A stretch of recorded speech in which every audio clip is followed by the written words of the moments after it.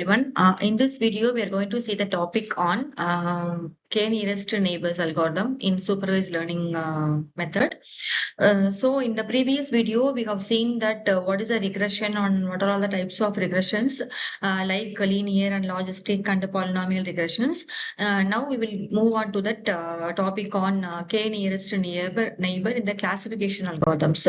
So all we know that the supervised learning have the two types of implementation. One is that it have the regression problem. It solves the regression problems. In another, it solves the classification problems. In the classification algorithms, we have several the classification problems are solved using the several algorithms like K-nearest neighbors and neighbors classifiers and the decision tree method. Now we will see how that K-nearest neighbor algorithm is works. For example, in the K-nearest neighbor algorithm is a very lazy learning algorithms.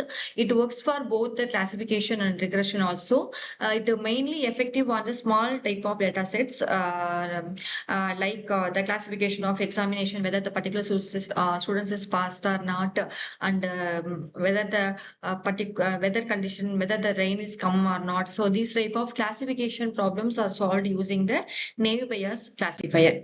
The K-nearest, K-nearest neighbors. K-nearest neighbor is a supervised learning algorithm. It is a lazy learning classification algorithm. It's based on the, it classifies the new input based upon the nearest neighbors.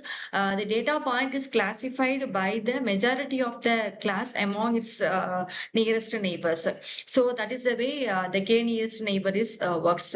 So suppose you have the two categories of category A and category B. You have a set of peoples, means we have a new data point. So that new data point is classified based upon that majority of the class among its nearest neighbors. For example, we have that two neighbors in category A and one neighbor in category B for new data point, means the new data point is obviously belongs to that category B. How it works means it is used to find that first we have to choose the value of K. So what is the K means whether we have to predict the new input based upon the one neighbor or two neighbor or more than two neighbors. So we have to select the value of K. After that, we have to find the Euclidean distance. You have to calculate the distance between the new data point to that already existing data points that using the method of Euclidean distance method. Next thing, we have to find the nearest neighbors using that we have to rank the particular distance, and the based upon the ranking we have to find the nearest neighbors. So finally so based upon that we prepare the model. So finally we have to make the predictions whether the particular new input is belongs to that which class or not. So this is the way the K-nearest neighbor algorithm works. So the first thing is we have to calculate the distance of new data point to already existing data point. So for distance calculations, we have a several formula for calculating the distance calculations. One is a Euclidean distance method. Using that the root of the summation of x1 minus y1 the whole square. Next is the Manhattan distance. The Manhattan distance is the absolute value of x1 minus y1, and next is the Hamming distance. Hamming distance means using that, for example, both are 1 means the output is 1 and both are 0 means either 1 0 means the output is 0. So based upon that this particular distance is calculated.